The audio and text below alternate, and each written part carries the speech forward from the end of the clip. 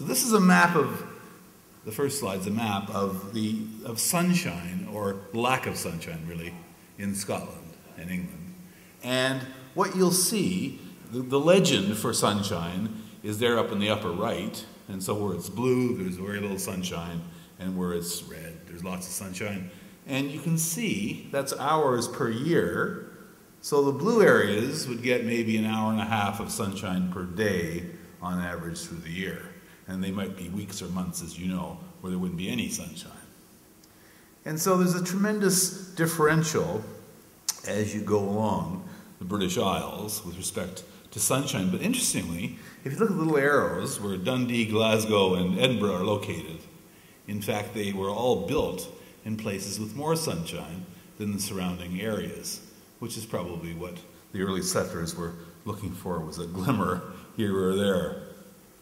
Now, it turns out that the best place on the earth to examine the distribution of MS turns out to actually be in France, surprisingly, and it has to do with the peculiarities of their record collection. And this is the distribution of the prevalence of MS in France, and right away you see that this isn't, and it's never been, a north-south gradient.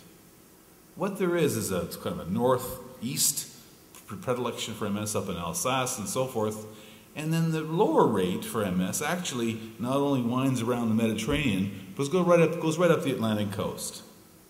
So this is not the distribution which is simply one of latitude.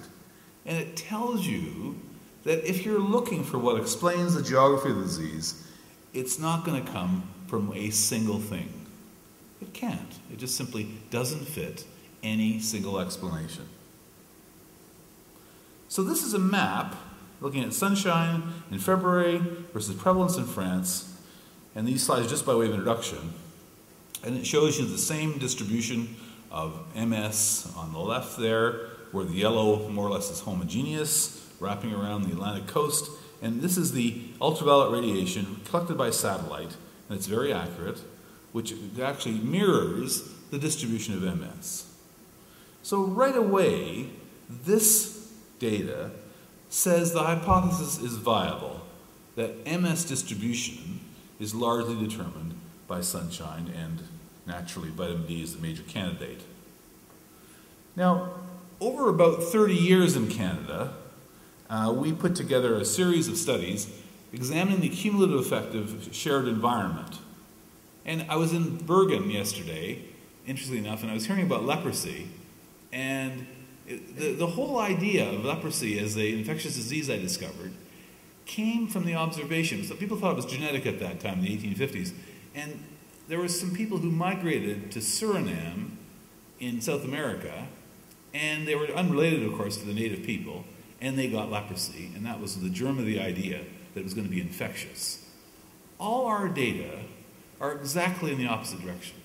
So no matter what we look at, we can identify no risk that's attributable to the shared environment. So if you got MS, then the risk for your spouse is the same as the general population.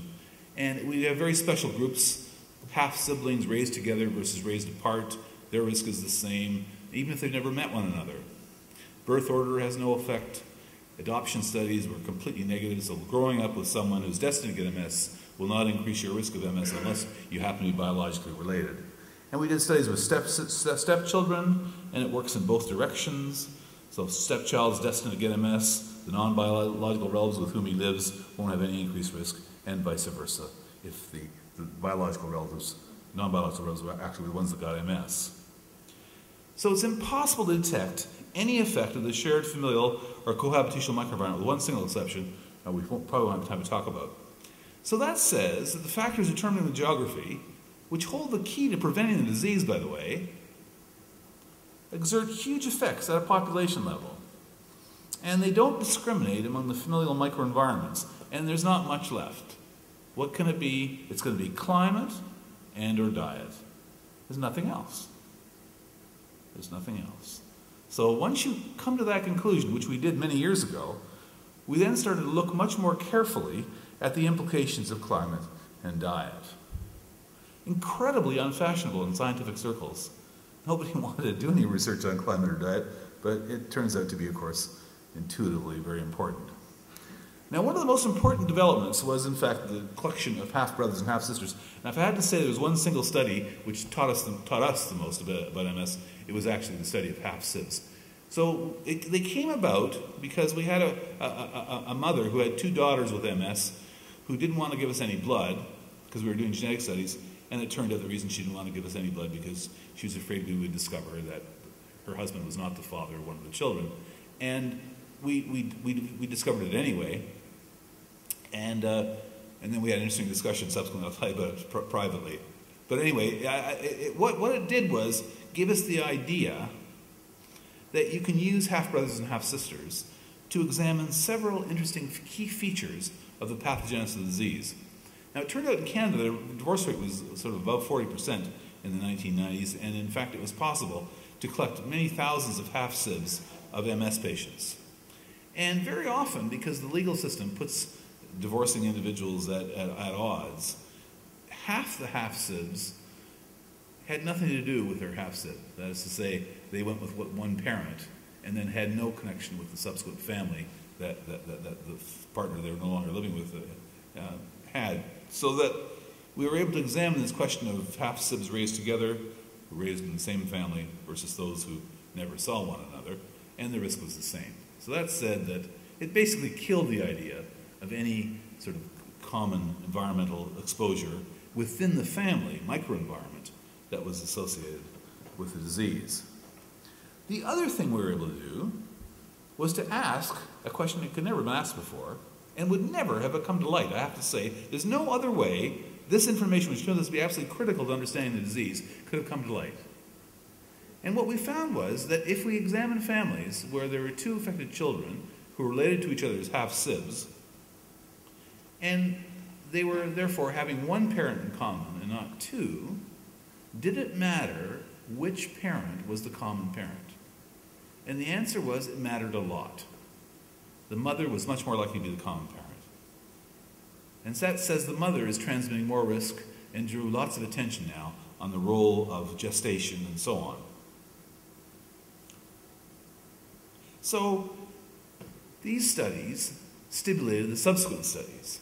Once we started to realize that the mother was contributing something special to risk, we started to look at the old question of month of birth, and we also looked at the comparison of other pairs of relatives with respect to risk, because we found unexpectedly that the rate in MS half-sibs was exactly half what it was in full-sibs, which is completely contrary to the notion of many genes determining risk and inheritance. Now, there are many genes. They just have such a small effect, it's not detectable within family studies, which tells you something. So this is the data for a month of birth, and we show there's a 10% increased risk in May and 10% decreased risk in November, and we wrote it down by country. Here's Scotland, which has a huge effect. That's a May-November ratio of 2, so you're twice as likely in Scotland to get MS if you're born in April or May as you are if you're born in November.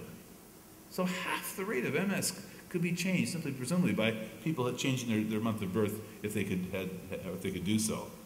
Now, the month of birth effect is similar in Canada, Sweden, and Denmark, but nothing even close to Scotland, so off we went to Scotland.